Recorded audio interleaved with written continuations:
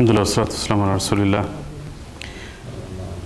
Today, inshallah, I'm going to be covering a couple of ayat from Surah Al-Ahzab and then one from Surah Fussilat. In Surah Al-Ahzab, the mention is made of an incident that took place where the Prophet ﷺ had invited people to come to his house at the time that he married Zainab bint Jahsh radiyallahu ta'ala anha.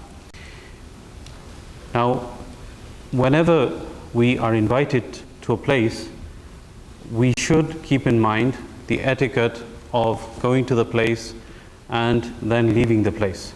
So we should not come too early to the invitation, and we should not stay too late. The gracious host who feels embarrassed to be very vocal and tell the people, okay, time's up, you need to leave, he will sit and he will not say anything, but he will feel hurt by the fact that people are sitting and sitting and sitting and not leaving. So this is actually what happened in this incident with the Prophet ﷺ, where he invited the people and the food was served. Some people came early and then the food was served, and then people continued to stay until late at night. The Prophet ﷺ at one point got up to give a hint to the people that it was time for people to leave, it's getting late.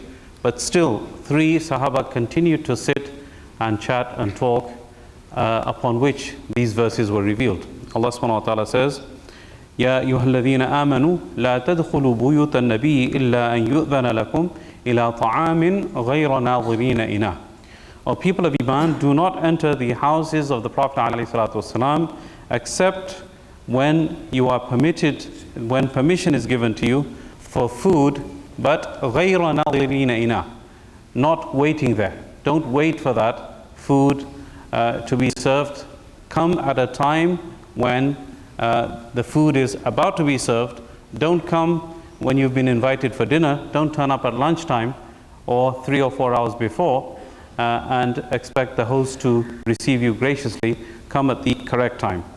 وَلَكِنْ إِذَا دُعِيتُمْ, when you are invited, فَادْخُلُوا, enter, فَإِذَا طَعِمْتُمْ, and once you've eaten, فَانْتَشِرُوا, then spread out. وَلَا مُسْتَأْنِسِينَ لِحَدِيثٍ, and do not engage in what's called isti'nas. Isti'nas means to chat for a long time overnight. And this is not permissible in Sharia except for when a husband and wife want to talk at night. This is permissible, in fact even encouraged for them to talk at night. But other than that, to talk for long hours at night in such a way that the Fajr could be missed and backbiting occurs and things which are wasteful conversation occurs, this is not permissible. So this is what is meant here, فَانْتَشِرُوا وَلَا مُسْتَأْنِسِينَ لِحَدِيثٍ. So basically everybody should think about what the situation is like. For example, if a person is inviting you on Sunday and tomorrow everybody has to go to work and now it's 10 o'clock and it's really, most people would want to go to sleep early so that they can sleep and then wake up early in the morning. So you should keep that under consideration. If it's a weekend, maybe there may be a little bit, the attitude may be a little bit relaxed, but still you need to keep in mind that still everybody has to wake up for Fajr. So if you leave at 1, 2 and then go home, by the time you go to sleep it's 3 and you have to wake up at 5 for Fajr, so most people are going to oversleep. So again, all of that things needs to be kept under consideration. Okay, so these are pretty much universal rules. Okay, now Hyderabadis, you need to wake up. When you go to Hyderabadi's house, if you come on time, you have to wait for another hour for people to turn up. And then when you're about to leave, they say, well, the biryani is not served yet.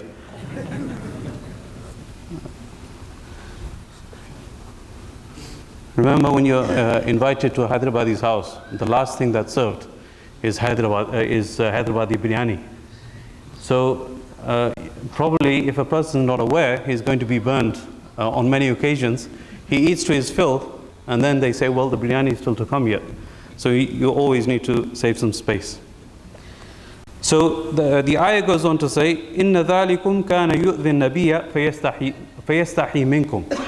This kind of action, it harms the Prophet ﷺ, it hurts him, but he's ashamed of you. He's shy to tell you. He doesn't want to say that to you, and this is what any gracious host will feel, that somebody's at my house, I cannot tell him to leave. Okay, so anybody would be shy to tell his guests to leave. So this was the same with the Prophet ﷺ. And then Allah says, وَاللَّهُ لَا يَسْتَحِي مِنَ الْحَقِّ. Allah subhanahu wa ta'ala is not shy of the truth. That's why He revealed these verses, specifically revealed for the Prophet ﷺ, but also applicable in this day and age.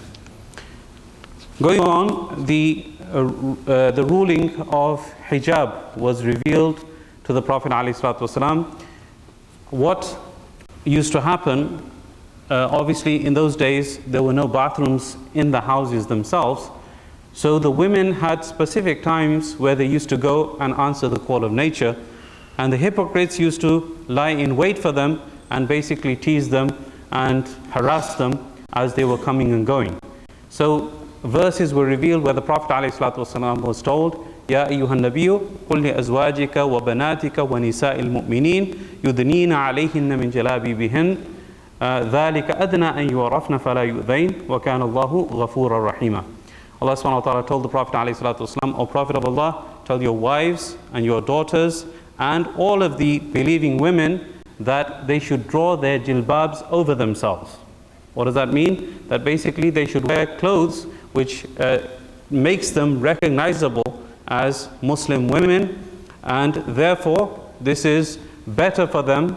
ذَلِكَ أَدْنَى أَن يُعْرَفْنَا. They will be recognized as Muslim women, and then فَلَا يُؤْذَيْن. They will not be harmed. So the wording is, first of all, the word jilbab. Very important to understand. Many people, they say, well, there's no mention of the hijab or the women's clothing in the Quran. The word here is very clear, jilbab. And the definition of jilbab is something that covers a person from head to toe. And if you read the tafsir, the hadith which I mentioned about the women covering themselves, when the ayat of hijab were revealed, they used to come to the masjid completely covered from head to toe. And according to some riwayat, كَأَنَّهُنَّ غَرَابِي وُسُودٍ, as if they were black crows, covered from head to toe, and basically no body parts were showing. So the word jilbab itself, it indicates the covering of the whole body. And then the second thing is that a woman recognized as a Muslimah who's wearing modest clothes, she will automatically get a level of respect from respectful people, people who have some shame, some haya. They will realize that this is a sister who is modest, I shouldn't tease her, I should not harass her. Okay, so that is the automatic reaction when a person sees a woman who is modestly dressed. And while we are on the subject, we should also keep in mind that the ruling for dress is applicable for men also. Okay, men have to also be dressed modestly, and they should be wearing loose-fitting clothing. And this whole concept of wearing tight jeans and stuff, this is against the principle of Islam. And especially, it's always been brought to my attention, the issue of people wearing the jeans and then them slipping back, and then people going in sajda, and basically, everybody can see what's going on, in the back, So it's what you call the plumber style, okay? Plumbers, when they come to your house, they have that situation going on too, right? So you need to make sure that, first of all, if you're wearing pants on a shirt, to make sure that the pants are not coming down. And the best thing I always say is keep like a jalabiya in your car, and over your regular clothes, just put it on so that you don't have this problem, okay? Many people I know, they started implementing it after I said it. So a loose jalabiya, just keep it in your car, just put it on over your regular clothes, and you're set. You're covered properly. And of course, the same applies. Modesty is not just for the masjid. Modesty should be outside also. So many people say, well, there's no real Islamic dress in Islam. The Prophet ﷺ dressed a certain way because that was his culture at the time. And that may be true, but if you think about it, the dress that the Prophet ﷺ wore was the most modest dress. Okay, it is more modest than any other dress that we wear, the westernized clothing, or the pants, the jeans, and so on.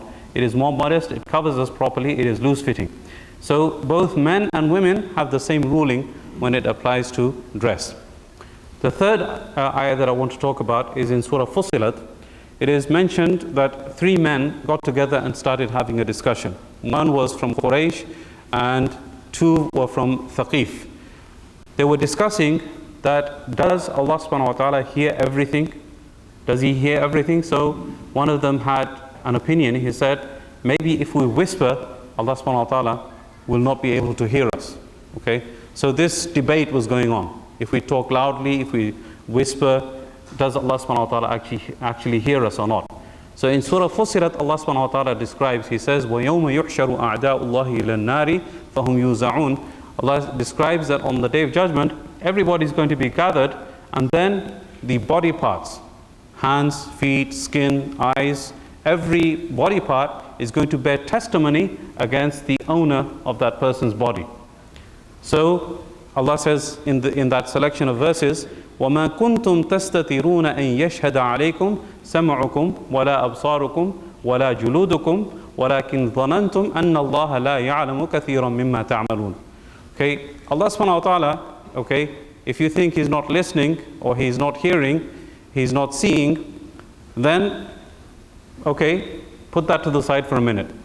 What about your own body parts that Allah subhanahu wa ta'ala is going to make speak on the Day of Judgment? They themselves are going to testify against you. So where are you going to hide on that day?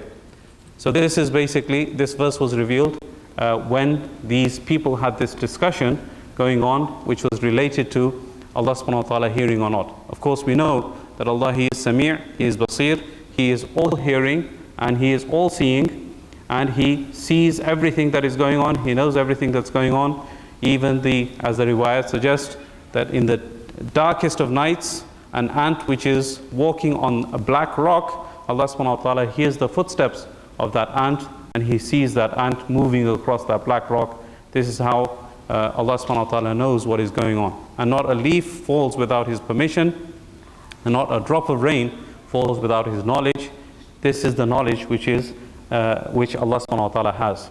So we need to be aware of that whenever we are engaging in any action which is the disobedience of Allah subhanahu wa ta'ala. We should make ourselves aware that Allah subhanahu wa ta'ala is watching, His angels are watching, everything is being written down with the command of Allah subhanahu wa ta'ala, and of course we will be held accountable for it, and even our body parts are going to be testifying against us on the Day of Judgment. I pray that Allah subhanahu wa ta'ala gives us tawfiq to understand and practice what has been said and heard.